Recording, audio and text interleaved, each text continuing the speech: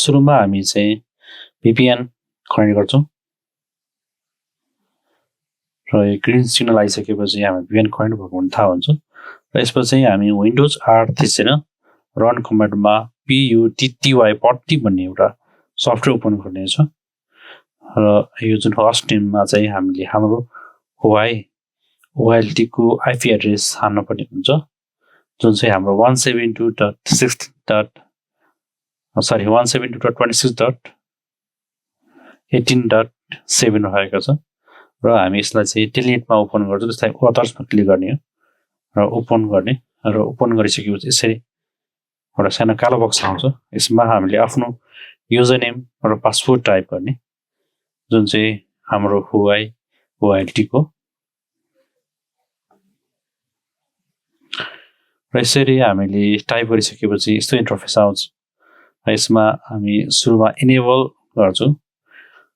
र फेरि अर्को इनेबल गरिसकेपछि हामीले कन्फिगरेसन टाइप गर्छौँ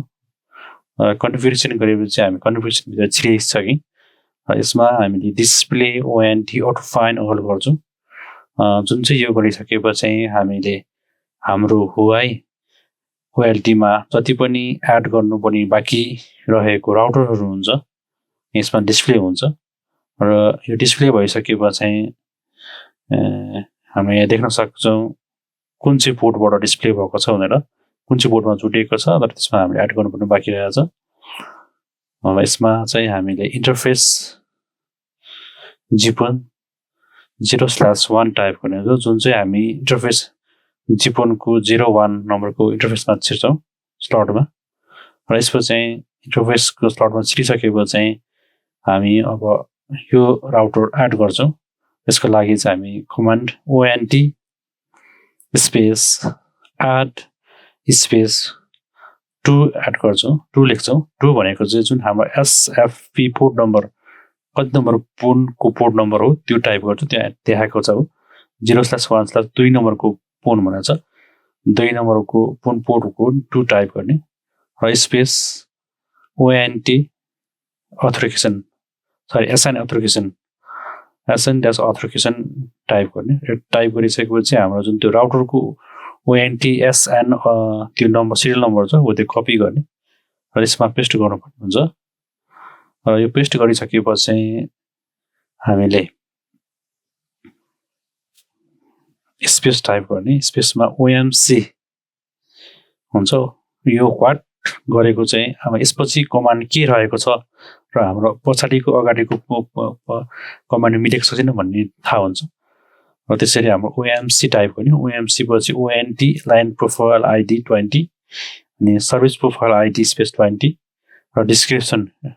चाहिँ के राख्ने भने हाम्रो चाहिँ युजर नेम के बनाएको छ त्यो राख्नु पर्ने हुन्छ CH_Raju2 रहेको छ हाम्रो जुन चाहिँ इन्टर गर्ने फेरि इन्टर गर्ने र डबल इन्टर गरिसकेपछि चाहिँ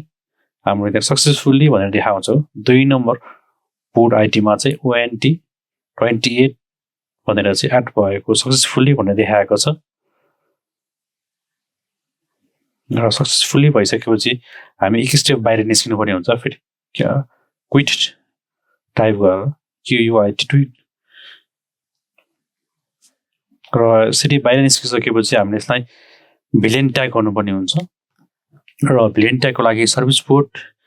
स्पेस भिलेन स्पेस हाम्रो भिलेन ID कति छ 2165 2165 त्यो टाइप गर्नुपर्ने हुन्छ र GPON कति नम्बर पोर्टको हो त 0/1/2 भयो पोर्ट ID 2 छ त्यो 2 टाइप गर्ने जुन चाहिँ त्यहाँ देखाएको हुन्छ त्यो 2 टाइप गर्ने त्यसपछि ONT ID कति हो त कति नम्बर रजिस्टर भएको छ ONT 28 त्यो 28 नम्बरमा रजिस्टर भएको छ 28 गर्ने स्पेस टाइप गर्ने यसपछि जेमपोर्ट सबैमा 1 नै हुन्छ जेमपोर्ट स्पेस 1 टाइप गर्ने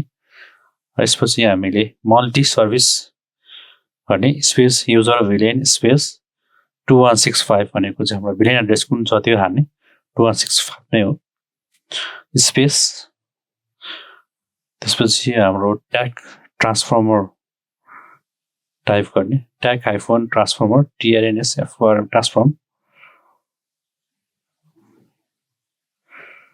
ट्याग ट्रान्सफर्म गरेपछि चाहिँ अब translate TRN SLAT translate type गर्ने र इन्टर गरिदिने र इन्टर गरेपछि यसरी चाहिँ हाम्रो कम्प्लिट भनेर आउँछ र कम्प्लिट भइसक्यो र हाम्रो उता यदि अर्को क्लाइन्ट साइडमा चाहिँ हाम्रो राउटरहरू कन्फिगरेसन भइसकेको छ भने अब म्याक आउनुपर्ने हुन्छ र त्यो म्याक चाहिँ हामीले आएको छ कि भने कसरी चेक गर्ने भने display MAC address port number 0/1/2 रहेको छ जुन चाहिँ हाम्रो जीपोन नम्बरको पोर्ट नम्बर हो त्यसपछि OINT कति नम्बर पोर्ट OINT आइडी हो 20 हो 20 मा इन्टर गर्ने र हाम्रो इन्टर गरिसकेपछि चाहिँ म्याकहरू देखाउनु पर्ने हुन्छ